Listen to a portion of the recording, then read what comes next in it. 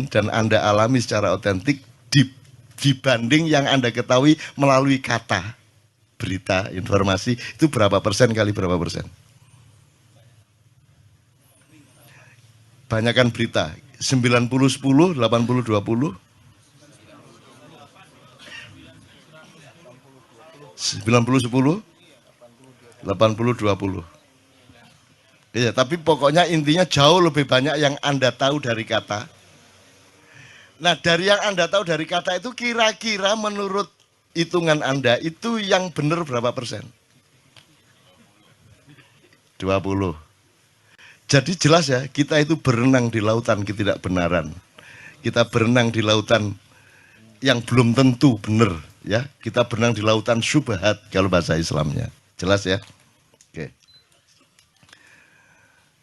Itu pun pengetahuan Anda mengenai misalnya Perancis. Majalah apa itu namanya? Ya. Itu yang Anda tangkap dari berita dengan kenyataannya kira-kira berapa persen? Kan itu versi toh, yang Anda ketahui kan versi-versi. Ntar Paus ngomong tersendiri, ya siapa ngomong kan gitu. Jadi sebenarnya itu bukan pengetahuan, itu kan ilusi. Lebih banyak ilusi yang Anda ketahui.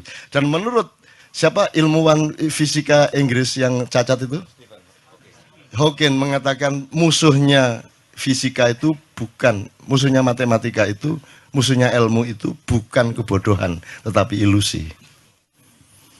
Sementara kita sekarang sudah membuktikan bahwa kita ini dikepung ilusi lebih banyak daripada dikepung kenyataan. Salah satu sebabnya adalah karena Anda mendalami dan memahami kenyataan melalui kata, melalui informasi, melalui huruf. Benar nggak? Itulah sebabnya Rasulullah oleh Allah ditakdirkan menjadi an-nabi al-ummi, nabi yang buta huruf. Yang tahu macam-macam tidak karena informasi literer, tidak karena informasi huruf, kata, kalimat, koran, TV, dan sebagainya. Tapi karena beliau mengalami sendiri hakul yakin, ilmul yakin, ainul yakin. Jelas ya? Nah, alangkah indahnya kalau mulai hari ini kita mandi besar. Membuang segala yang ilusi-ilusi. Kalau yang ilusi jangan diterus-terusin, jangan ditambahin lagi ilusinya. Mending itu kamu taruh di laci, Anda bergaul sementara waktu dengan yang benar-benar kenyataan, supaya otentik hidupmu. Sehingga kamu nanti ketika mengambil keputusan, output apapun dari Anda, memberi rekomendasi, memberi saran, menyuruh, mendidik anak atau apapun itu melalui pijakan otentisitas dari pengetahuan dan makrifat Anda. Kira-kira ngono ya, bener nggak ini? Nah, Tejo ini termasuk manusia otentik. Maka dia sangat penting di puncak acara kita. Karena saya sudah ke planet manapun. Saya sudah ke negara manapun, saya sudah ke kampung apapun, saya sudah masuk ke gen macam-macam di seluruh alam semesta dan tidak ada satupun yang seperti dia. Hanya ada satu Sujotewo di alam semesta. Dan hanya ada satu Sujotejo di surga besok-besok. Amin ya rabbal alamin. Nek mlebu swarga.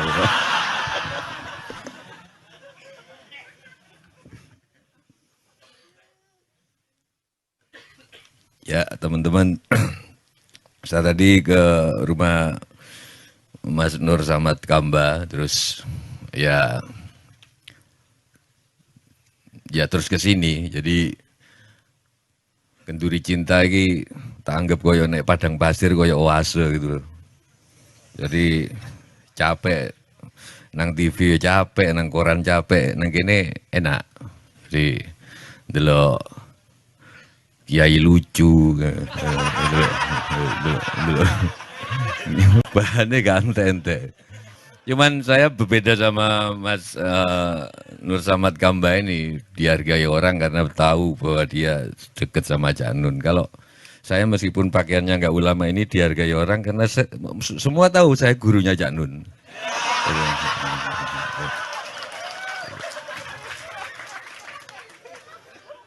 Cak Nun itu kan bisa bahasa Arab-Arabnya bagus, ya orang pesantren lah. Tapi kan kalau di Hindu itu orang yang tahu kata sampai tahu makna itu dalam, tapi masih enggak terlalu dalam.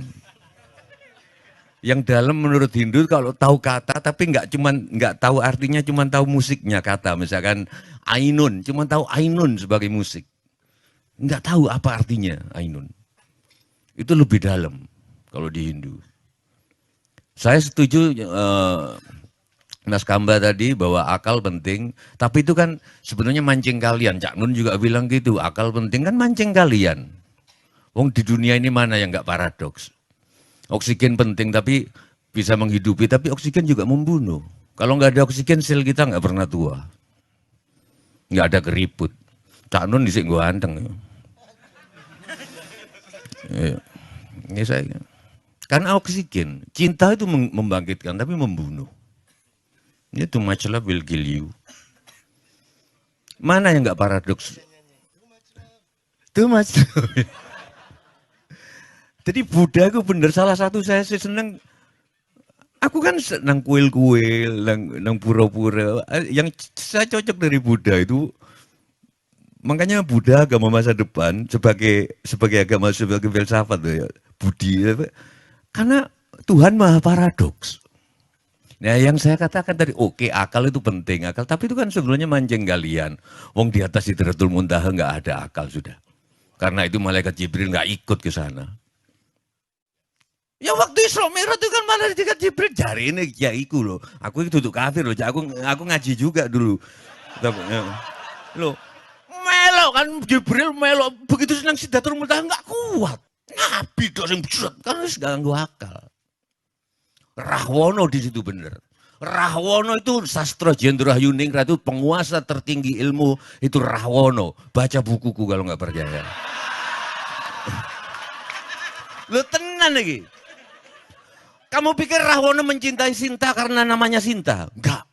Suatu hari Sinta itu berubah namanya menjadi Waidehi.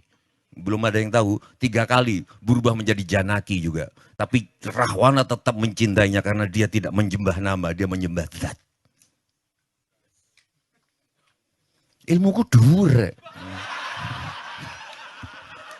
Loh, Cak Nun tadi bilang akal penting itu nipu kalian. Dia tahu bahwa akal ada batasnya. Aku ngaji nggak perlu arti, dan ngajiku sakarepku. Amanar rasulu bima unsila ilaihi min rabbihi wal mu'minun. Nek salah bener iku sakarepku.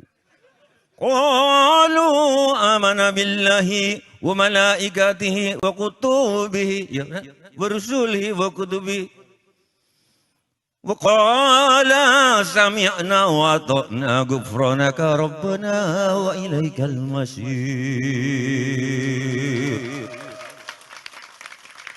Karena aku bukan orang pesantren, jadi aku nggak terjajah oleh nada-nada Arab.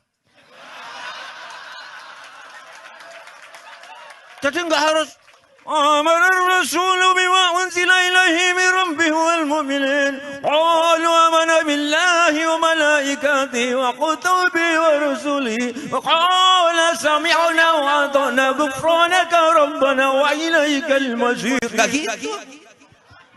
Aku wong Jawa kok. La yukallifullahu nafsan illa wus'aha laha maktasabat wa 'alaiha maktasabat. Rabbana la tu'akhidna in nasina aw akhtana. Mbuh terusane ya aku lali. Pokoke kira-kira ngono. Wong aku tarhimku juga gak kaya Cak Nun. Tarhimku kan kalau Cak Nun kan dia kan seolah-olah bebas tapi sebenarnya terjajah Arab.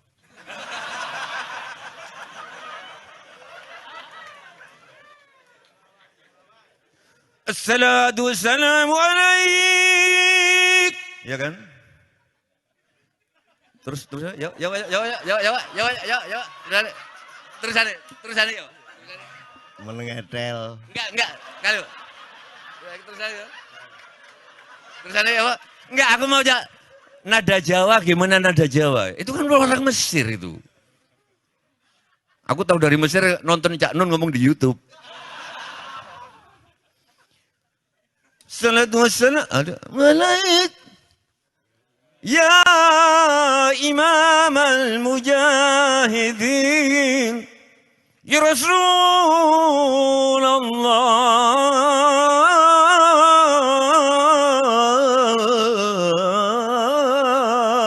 Ya kan? Ini aku enggak. Assalatu wassalamu alaik. Ya imam al-mujahidin. Ya Rasulullah. Merdeka.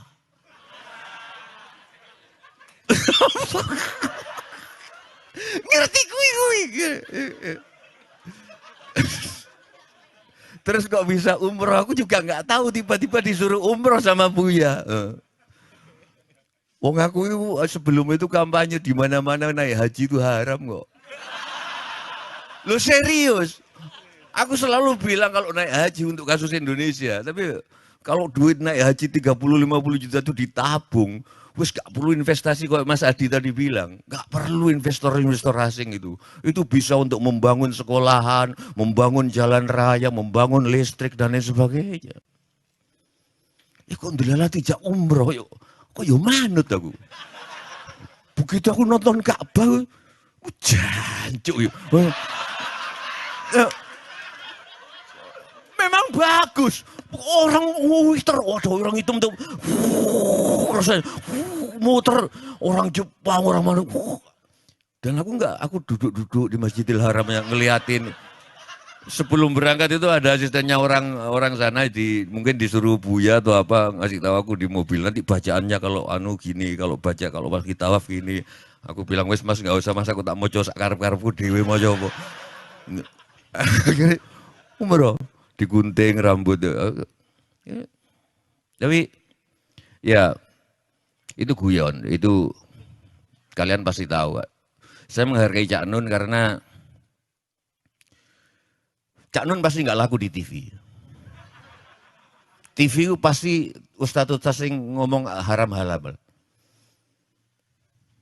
Pasti itu yang laku. Karena apa?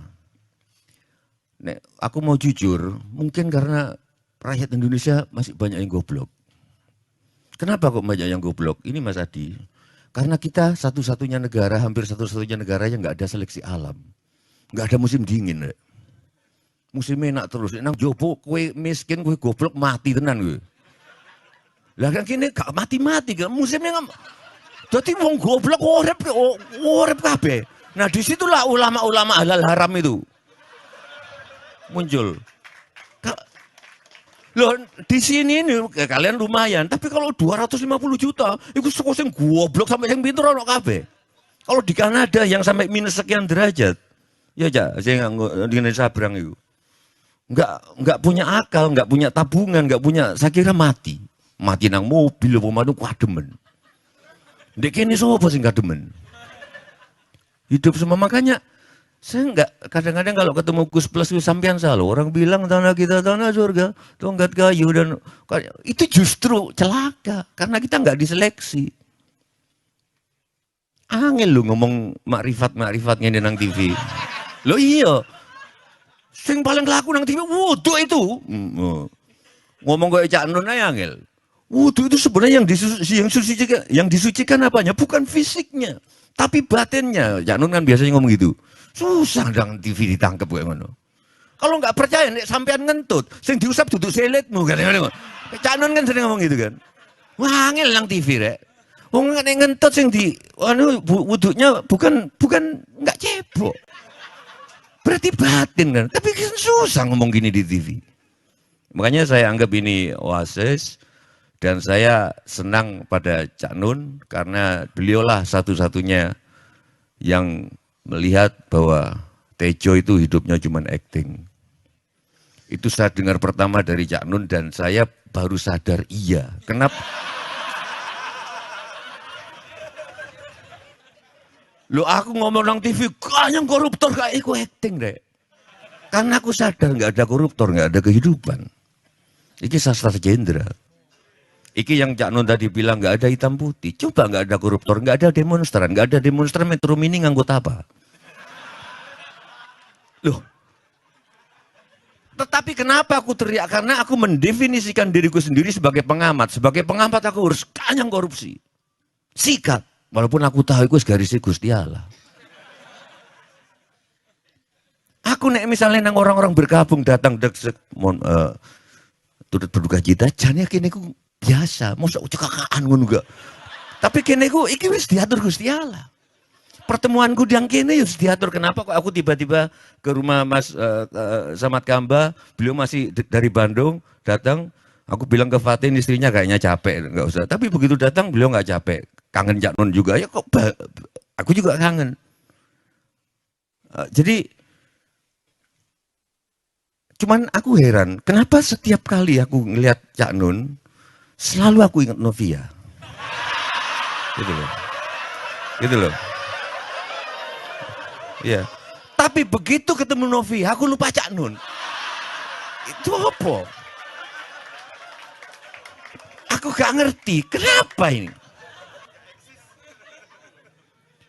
Al-Qudusu, Al-Maliku, Ar-Rahim, Ar-Rahman, Al-Azizu, Al-Muhaiminu, Al-Mu'minu, As-Salamu. Asmaul Husna versiku. Dan seterusnya, dan seterusnya, dan seterusnya. Menjelang terakhir. Ar-Rasidu, As-Saburu, Dzal Jalali wal Ikram. Yang terakhir ke-100. Sebut namamu sendiri. Assalamualaikum warahmatullahi wabarakatuh. Sip. Sekali lagi tepuk tangan lebih keras untuk Tejo.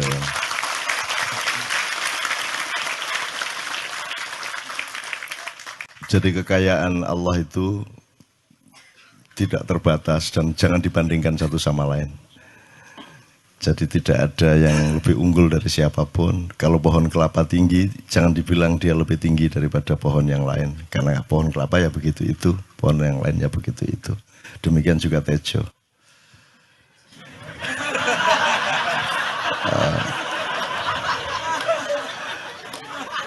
Soal korupsi tadi saya sangat setuju ya Mas Tejo, karena saya terakhir saya ditanya sama anak saya yang rampak tadi itu, yang kelas 3 SD. Ya milih mana, dunia ini banyak pencuri apa tidak ada pencuri? Dia bilang gitu. Wah ya ini apa dulu ini temanya, sehingga jawabannya nanti beda-beda, saya bilang gitu. Kalau ngomong doa aku, kalau ngomong wajarnya orang hidup di desa-desa, di kampung-kampung, kalau bisa nggak ada pencuri. Tapi kalau kita ngomong yang lebih luas, hakikat kehidupan ini juga memang pencuri itu memang dihakikatkan untuk ada sebagai bagian dari dialektika yang Allah ciptakan. Terus dia bilang gini, kalau saya memilih di dunia banyak pencuri, dia bilang gitu. Kenapa? Loh ya terserah kalau mau mencuri, karena sebenarnya kan ada pilihan untuk tidak mencuri, dia bilang gitu. Toh dalam hidupnya ada pilihan untuk berbuat baik. Gitu. Sampai wah di arek iki lumayan nih iki sejajar karo Jojo Tejo ya. Waduh, sangat terbukti kan, hari malam ini kan terbukti kan. Gitu.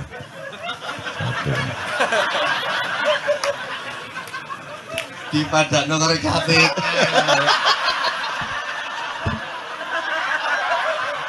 Enggak, saya enggak. Gini Jo. Enggak minimal disamakan sabrang sih lumayan nih. Iki arek cilik loh. Ya enggak, karena yahdillahu mayyasha, ya. Wa yudhillu mayyasha, karena Allah itu tidak terserah Allah kalau mau bikin hujan, dia hujan. Pohon kena, tembok kena, genteng kena, orang kena, semua kena. Dan tidak dihitung orangnya kecil apa gede apa umurnya berapa. Kalau Allah memberi hidayah itu jangan diperbandingkan usianya TK apa, bukan Allah memberi hidayah itu. Gak iso gak ngalahno aku Jo konco.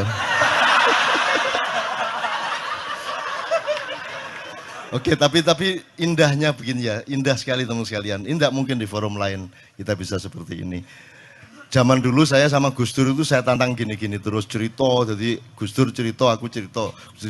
Kita pernah di museum situ. Di, jadi dipertandingkan karo arek-arek. Wis Gus Dur ceritanya gendeng-gendeng tak kayak cerita meneh gitu macam-macam gitu. Dan semua itu karena kita bisa menikmati hidup ini dan kita tidak menuntut materi, tidak menuntut apa-apa karena hidup ini sendiri gini tak wis nikmati luar biasa kan itu. Nah, terus saya tuh gembira Mas Tejo sudah berani ngaji pakai lagu Jawa. Karena saya memberi contoh sudah bertahun-tahun yang lalu. Dan baru hari ini saya menemukan bahwa Mas Tejo sudah mulai berani lah. Anda lihat di YouTube lah, cari banyak kok. Saya adzan pakai lagu Jawa segala macam dan itu tidak ada masalah. Dan saya sudah hitung mantiknya, syar'inya semua sudah hitung sehingga saya justru ketika kita nanti sudah tidak berjuang, ketika kita sudah di surga, kita tidak butuh perjuangan lagi, tidak butuh tahap-tahap dan interval jihad lagi, maka yang terpilih nanti di surga malah lagu Jawa dan Sunda. Adzan kalau mau apa-apa pokoknya reng-rengnya Jawa gitu. Jadi Tejo itu sangat diperlukan Allah di surga. Karena dia nanti yang jadi maestro di sana. Dia menjadi maskotnya surga nanti insya Allah. Khusus. Tapi nanti Tuhan bilang, Jokowi nang kene nang surga tapi ojo gedean rumangsan. Ini dulu Cak Nun sudah di sini.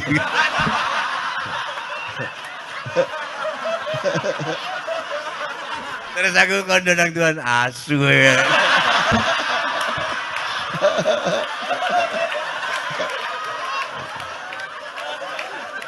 Nah Jo, kenapa saya bilang seperti itu? Saya tidak akan praktek lah, saya tidak akan memperbandingkan vokal saya dengan vokalnya Sujiwo Tejo. Karena saya pasti kalah kan gitu. Orang yang menang harus ngalah lah.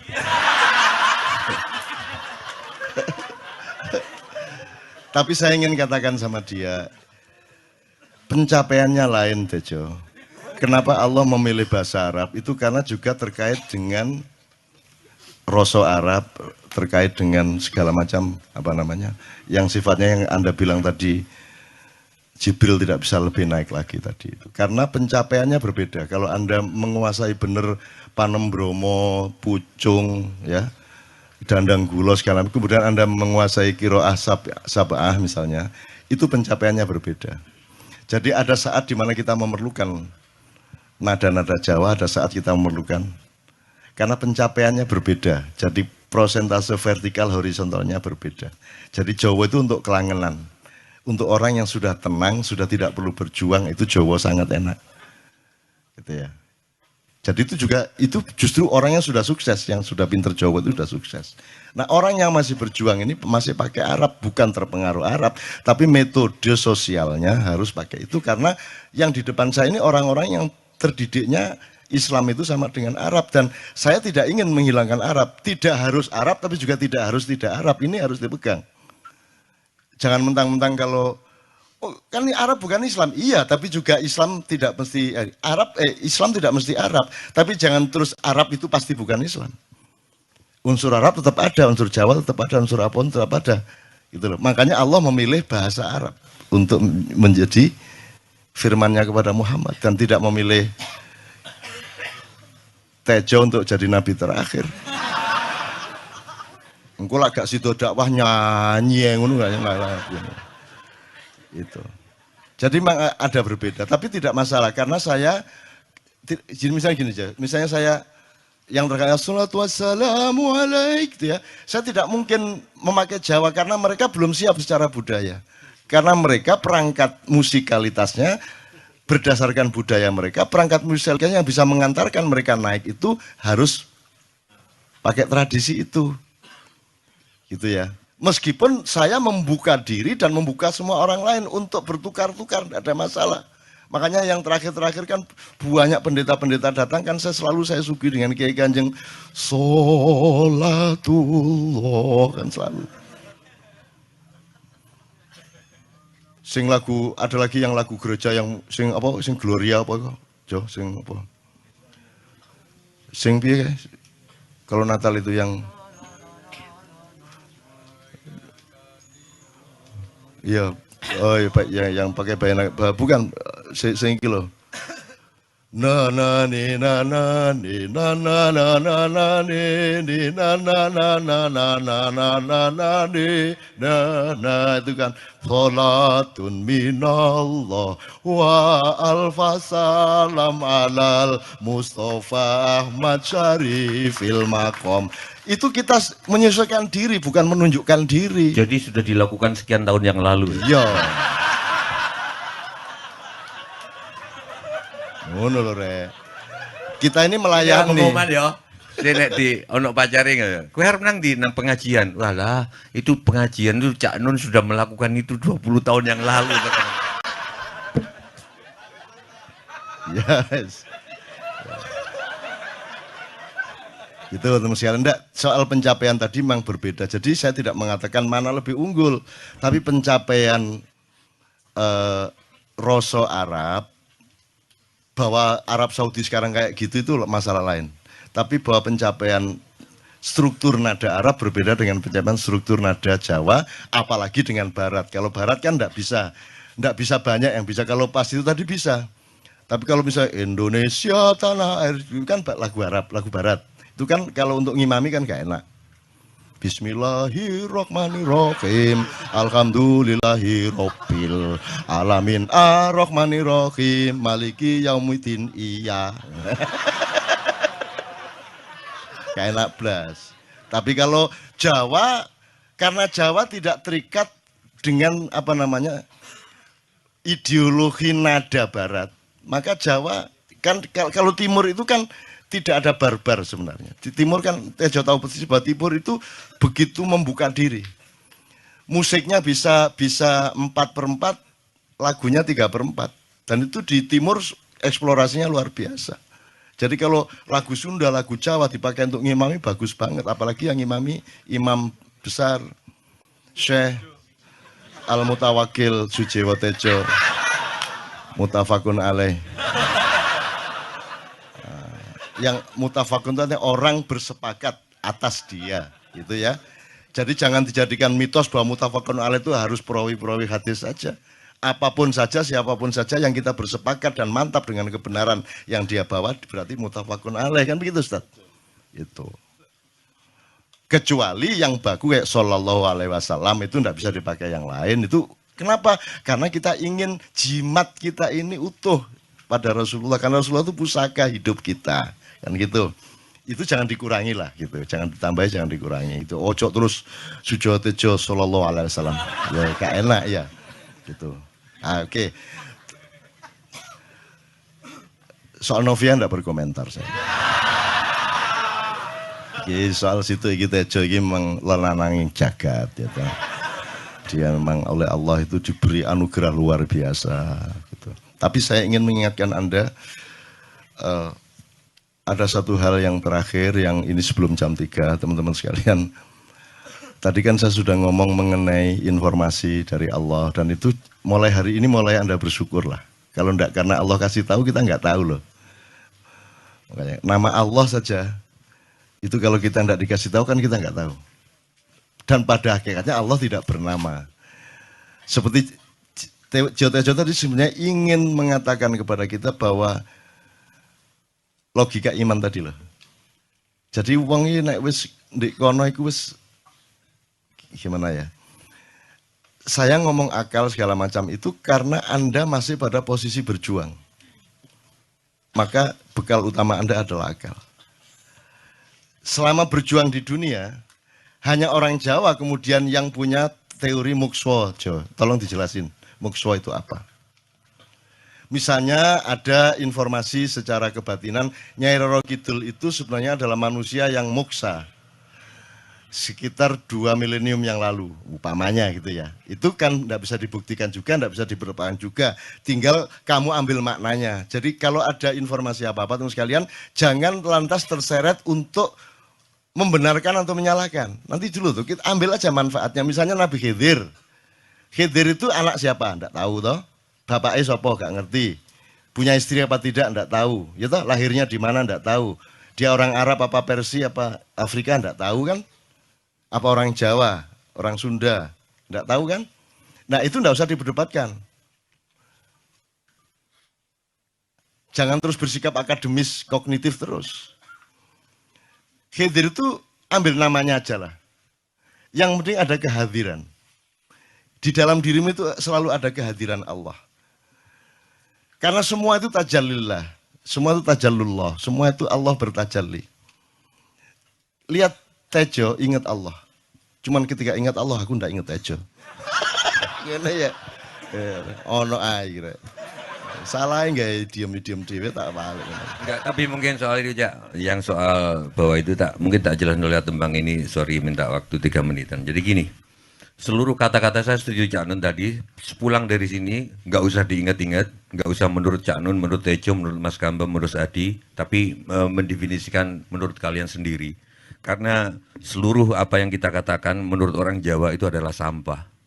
Habis ini kita udah ini omong seluruh omongan ini jadi sampah, yang bisa membuat itu tidak jadi sampah adalah interpretasi masing-masing pribadi. Jadi gini. Lang-langing driya lang-lang ramyon lengkang.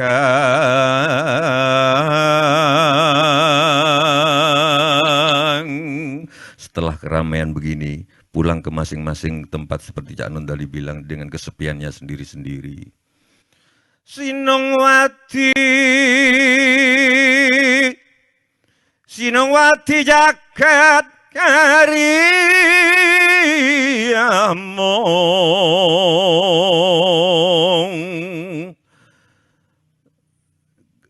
Kalian masing-masing yang setelah menganggap ini sampah di lautan pertanyaan, lautan penjelasan akan mendapatkan mutiaranya sendiri-sendiri, Fidel Castro-nya sendiri-sendiri.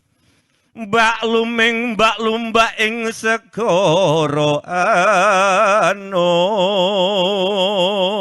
Seperti sampah-sampah yang kumambang di lautan, itulah kata-kata. Hong palelu mutam berganggeng. Palelumut berganggeng.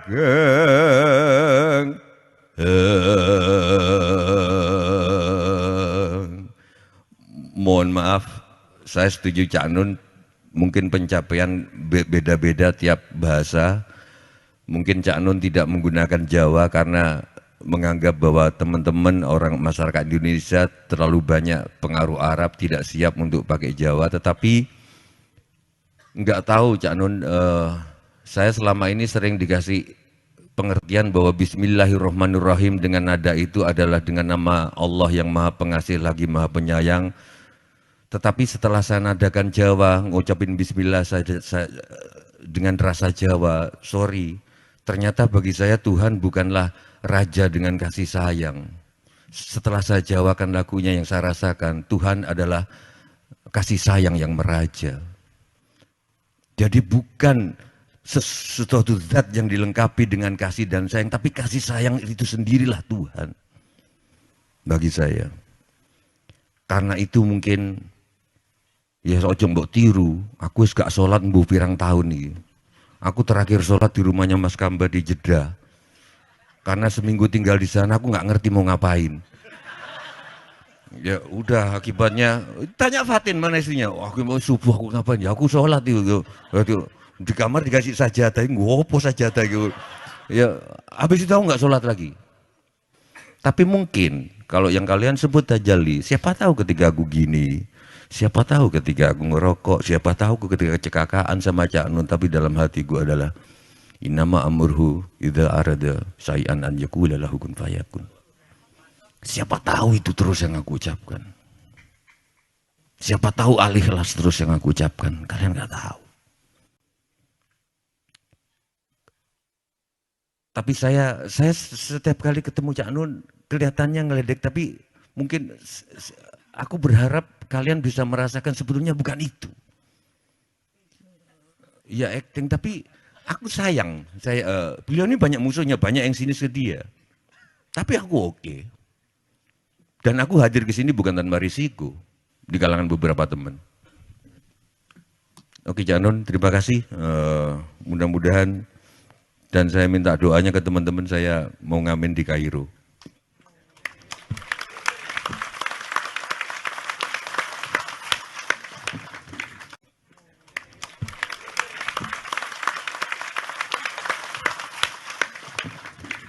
Oke, teman-teman sekalian, saya kira luar biasa malam hari ini, dan saya sama Mas Tejo ini jangan diukur-ukur dengan tradisi-tradisi dan kebiasaan-kebiasaan berpikir kita dalam berbudaya. Karena ini bukan masalah kebudayaan, ini semua masalah bahkan di atas akal sehat kalau Tejonya mengistilahkan tadi gitu ya teman sekalian. Jadi saya sama dia kalau enggak nyanyian ya enggak. Dia temanya yang diwakili saya itu tumpukan-tumpukan ejekan kepada saya, dan itu adalah rahmat yang luar biasa. Dan dia tidak sholat segala macam, saya tidak membuat saya merendahkan dia atau membuat saya menjadi agak kurang dekat dengan dia, tidak juga. Karena itu Allah punya gitu loh. Dan Allah itu terserah-serah dia.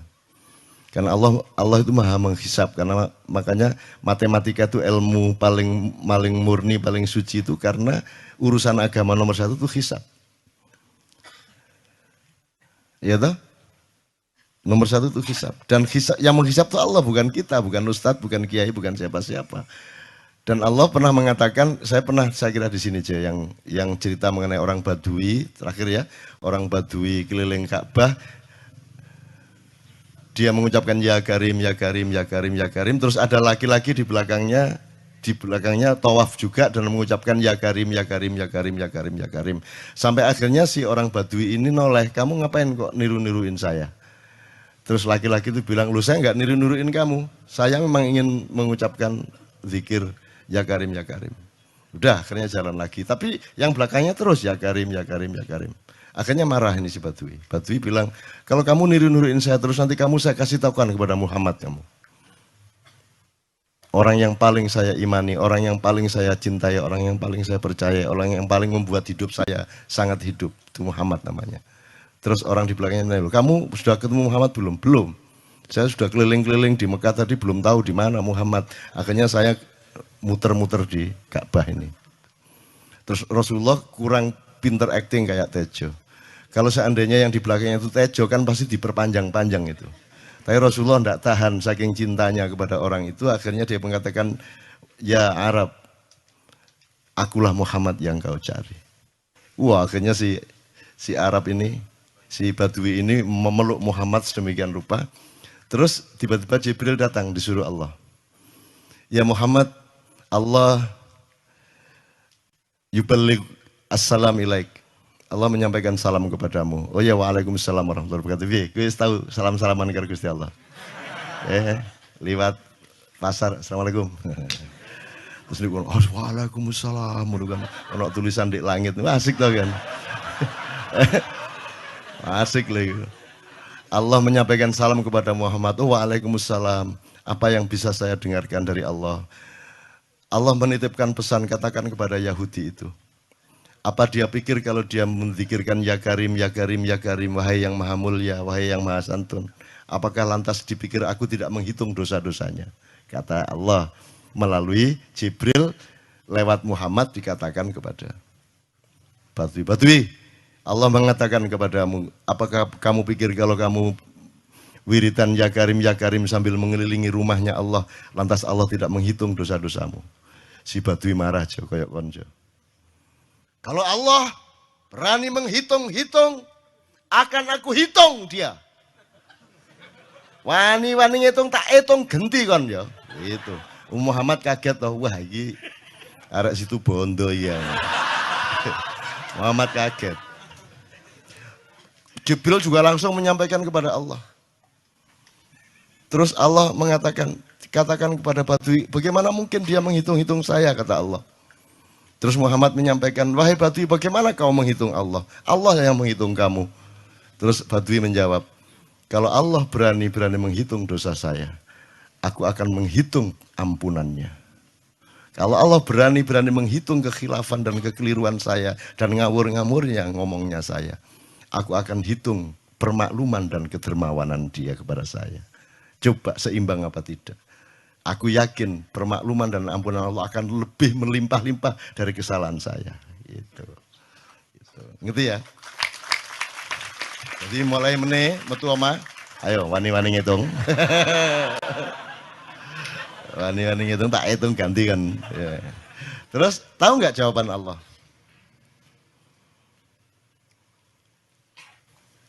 Jibril katakan kepada Muhammad untuk dikatakan kepada Badui itu. Wahai Badui, kamu tidak perlu menghitung-hitung Allah. Karena aku juga tidak akan menghitung-hitung dosamu. Wah, coba. Jadi kalau itu berlaku untuk Tejo kan sembahyang nggak sembahyang beres toh? Iya toh? Beres. Ya kita doakan aja amin ya rabbal alamin itu ya. Gitu. Enggak gitu, konteksnya enggak gitu, Cak. Enggak. Gini loh. Aku ngomong gitu konteksnya supaya kalian nggak nyangka bahwa aku ini sholat itu. Aku nggak bener agamaku itu aja. Oke, bagus. Ini seperti Weldo. Anda pernah kapan-kapan Weldo tak suruh ke sini. Weldo itu teman kita dulu jamaah Al-Falah Surabaya. Kemudian dia memberontak karena dia seperti dia ini tanya macam-macam dan kiainya marah. Seharusnya kan menjelaskan dengan arif tapi marah. Makanya Weldo itu sekarang berpenampilan kayak wayang. Bener-bener. Ini ditato, tidak pakai baju kayak gini, tapi pakai pakaian wayang sehari-hari. Ininya udah pokoknya Anda nggak paham ngelihat dia. Bagaimana dia bisa tahan hidup seperti itu, krempiang, nggak pakai kaos, nggak pakai apa, terus sudah sampai bawahnya dia pakai seperti itu. Dan saya tanya waktu Mak Ihan di Surabaya, di Bali, Bung Weldo, saya